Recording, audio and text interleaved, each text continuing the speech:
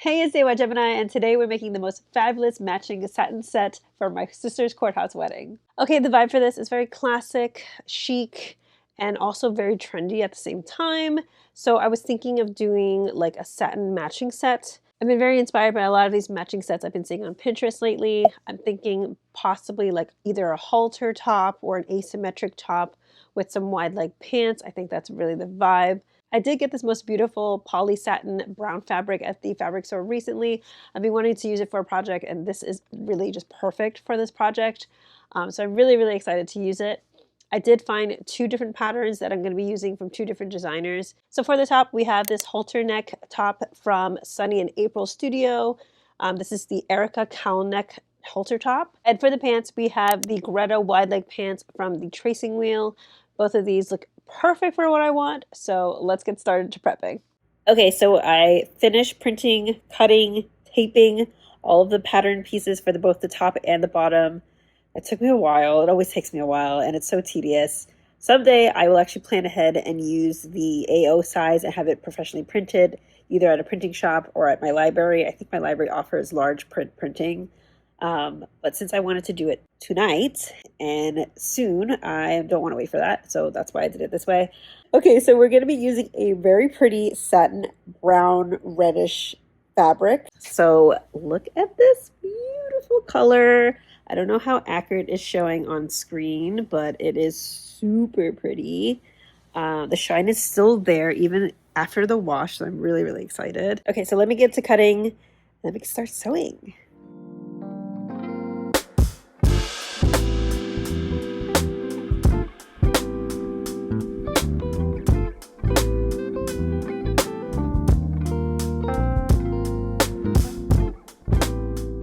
Okay, we're ready to start sewing this thing, and yes, I did get my hair done. I got it done this morning and really loving it. It's super subtle, but it's a nice light balayage. I wish my hair looked this good all the time, but alas, I'm way too lazy to do this every day. So half the time I look like a hot mess. I'm relishing it as much as I can before it fades away tomorrow.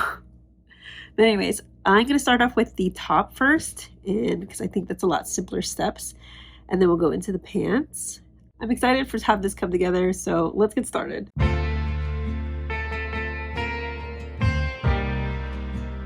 So the sewing pattern actually comes with a video tutorial as well.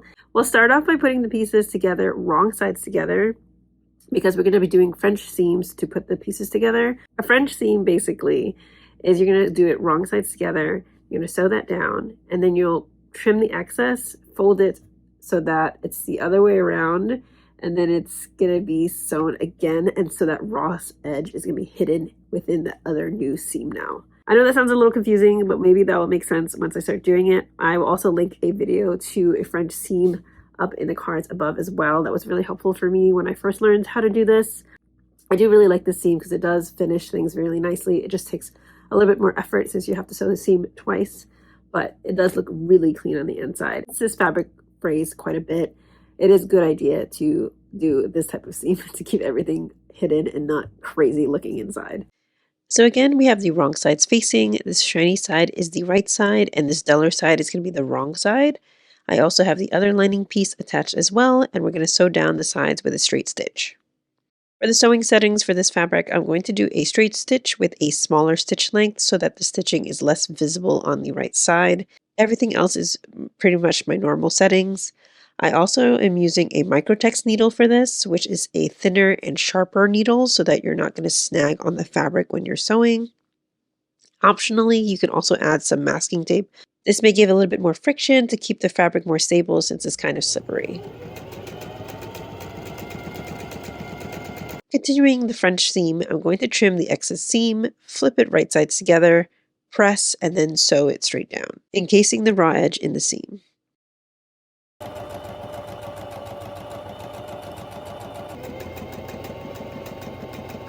It's a bit hard to see here, but this is the seam right side, and then this is the seam wrong side of the fabric. Very clean.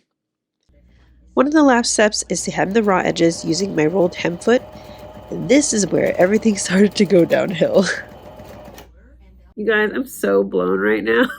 I'm really bummed out because you know how when you get to a project and it's going too well and you get kind of suspicious that it's going too well? Well, yeah. I was hemming the top and then it was just not picking up the bobbin thread anymore. I've already took it apart and cleaned it up and took all the dust out. There was definitely a lot of dust in there and that was disgusting.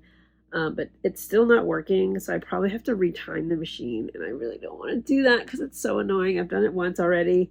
It's just a little cumbersome process, but I guess it's just part of maintenance.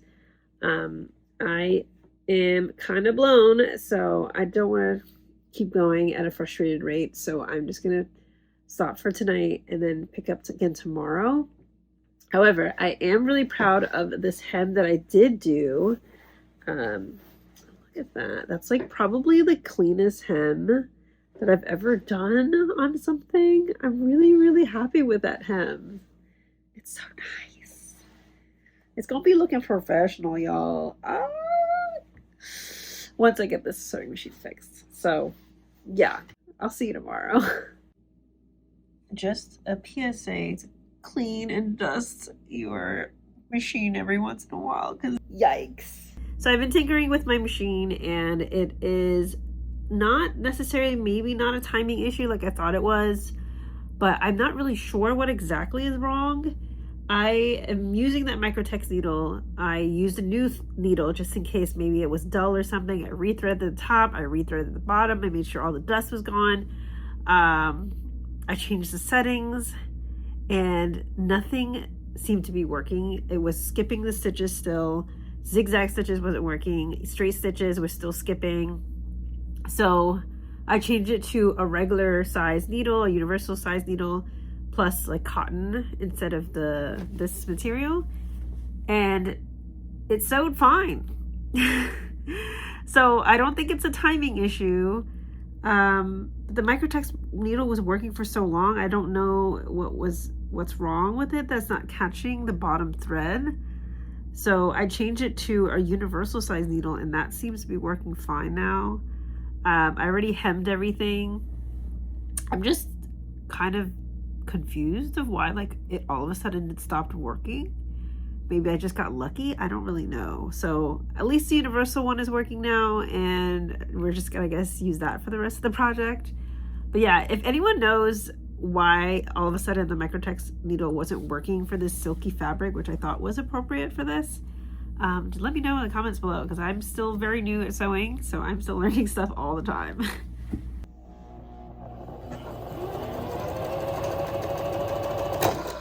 Whoa, what happened? Why'd you do that? I didn't like that noise. You have a lot of men watching these plants. Bruh, why you do this, bro? I don't like that. Why? Okay, don't mind this crazy pimple that I popped on my forehead. Which I know I'm not supposed to pop, but I pop anyway because I can't stand it. So, anyways, I've been trying to fix my machine and it's really not working. I've tried to rethread it, change the needle, change the material, and it's, for some reason, it's the bobbin, like the metal case with the pin that is catching the top thread is catching the top thread. It's just not grabbing the bottom thread. Like the bottom thread's not moving. So I have to figure out what is exactly wrong with it. But in the meantime, so I don't have to stop sewing, I borrowed my mom's machine. She has the same exact model as mine because I actually bought hers and mine at the same time as an upgrade for both of us because we both had really old Singer machines that we've had for a long time. So hers is working beautifully because I just finished sewing that hem that I was in the middle of doing before it decided to crap out on me. I also zigzag stitched the edge since I don't have a serger. This is the next best thing to stop it from fraying. So let's turn it right side out. Not gonna lie, I was really frustrated at my machine, so I didn't film where I sewed the rest of the top together. So I'm really sorry about that, but there is a video tutorial available for this when you buy the pattern if you're interested in making this top as well.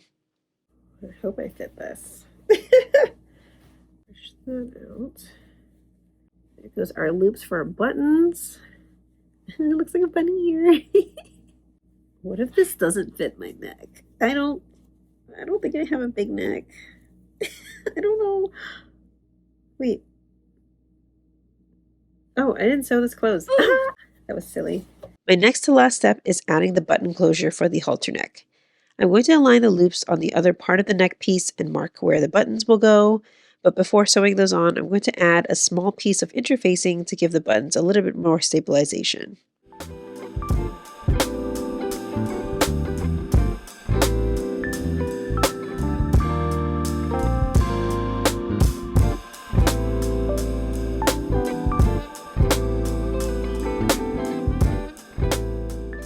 I will also add a hook and eye for extra security because we don't want any accidents. All right, our next step is to understitch the lining to the seam allowance so that the lining doesn't come out when we're wearing it. So we're going to do that. Okay, so basically to do an understitch, we are same way we do a pocket. We take the lining, if this is the lining, this is our main fabric here. I know they look the same.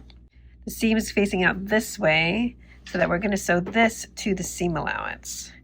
We're going to do it as close as we can to the actual seam so that it stays under on the other side, and then we're going to give it a good press afterward.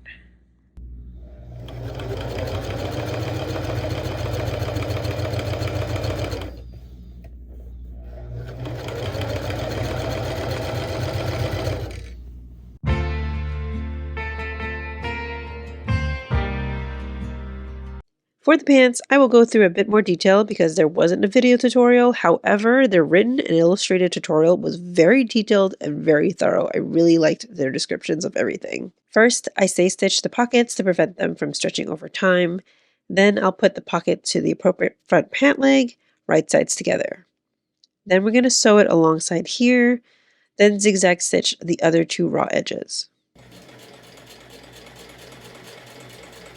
Now I'm going to understitch the pocket to the lining as I did before with the top. Next I'm going to have the pant right side facing down and then flip the pocket so that it's wrong sides facing.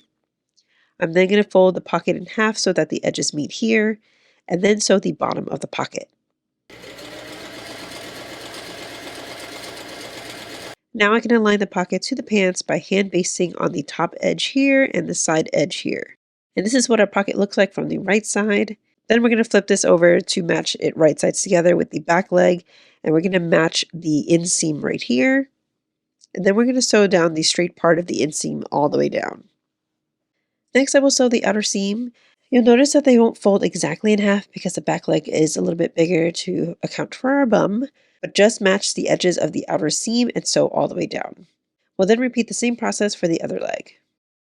Alright, so I have zigzag stitched the hems. I know there's some fraying there anyways, but at least that is stitched on. There's definitely some puckering of the seams, which I expected since I'm still really new to sewing this stuff, but still pretty good.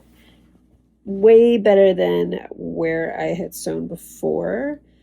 The puckering probably occurred maybe from me like shifting the fabric too much or pulling on the fabric too much probably. So now I'm going to turn one of the legs right side out. So the one that we turned right side out, we're going to put it in the leg that's still wrong side out, so that right side is facing together inside of this leg. And we're going to match the inner crotch seam together and once we're in there. So when I sew pants, I like to sew from the inner crotch seam all the way outwards, both sides.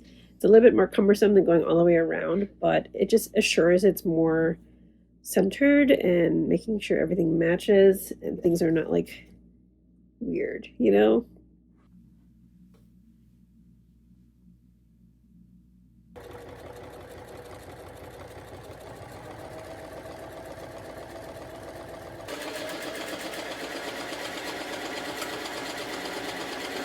Next, I sew the mock fly using the template as a guide for the top stitch.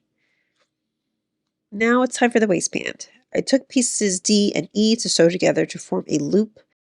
Next, I'll slide on the pants right sides facing and the shorter band seams aligned with the start of the pockets. Sew all the way down the top edge. Then fold over the waistband, leaving the shorter front band open to insert the elastic. After cutting the elastic to my waist size, I'll feed it through with a safety pin, then close the elastic loop like so. Next, distribute the elastic and bunching evenly on the back side, as the front panel of the waistband should be relatively smooth. I'll then sew that in place down this way in the already existing seam, then closing the open gap this way, and then up the other seam for a stitch in the ditch. Okay, we're almost done with the pants. However, I do want to hang it overnight before I hem it, because since we cut it on the bias, there is a chance that it stretches and lengthens over time. So I'm going to hang this overnight, and then I will hem this tomorrow, and then I'll be all done. Finally. What a difference it makes when your machine's actually working. Anyways, good night. Okay, last step until we're done with this outfit. I sew the raw edge in, then press it to fold again to hem and hide the raw edge. I like to start the stitch on the inseam so that if any alignment errors occur when going around, it's going to be more hidden area on the inside. Last, we'll give everything a good press, and let's head to New York.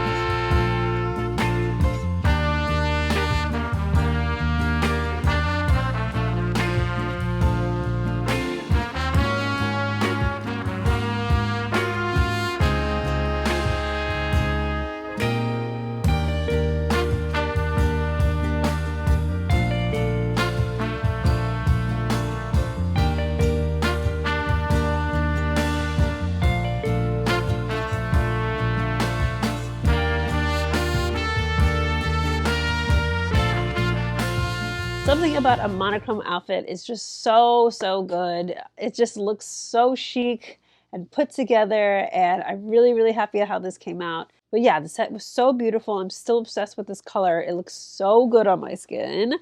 Also, it was very comfortable to wear all day. No mishaps. There's nothing tight because I made it perfectly to my measurements, and it just came out really good. Even in this 95-degree heat, I was still very comfortable all day in it, and I really do love this set, and I feel so good in it.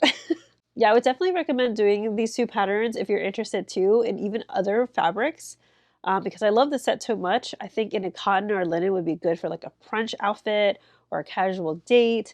I think it'd be really comfortable and really nice. I would make the pockets a little deeper though, just so I could put more stuff in it, because I think the pockets were a little too shallow on this pattern. So next time I'm gonna make the pockets a tad deeper. Despite all the mishaps with my machine, I'm still very proud of this set. It looks so good. I really took my time on finishing. So all the French seams and all the hems look really good compared to like where I was sewing. I tried to do satin like years ago, and it just turned out horribly. There was so much puckering. The seams were mismatched. The raw edges were still all exposed. I've come a long way since then. But let me know what you guys think about this fit as well. And also, if you know anything about what's happening with my machine with that bobbin thread, why it's not picking it up, it might just misaligning it. Do I need to get a new bobbin case? I don't really know what to do at this point. I'm going to tinker with it some more, but just let me know if you guys have any idea what might be wrong. But yeah, like I said in my last video, I do have some more sewing videos coming up soon, because I do have an upcoming trip to Italy for which I am making my outfits for. So yeah, I will see you in the next one. Bye!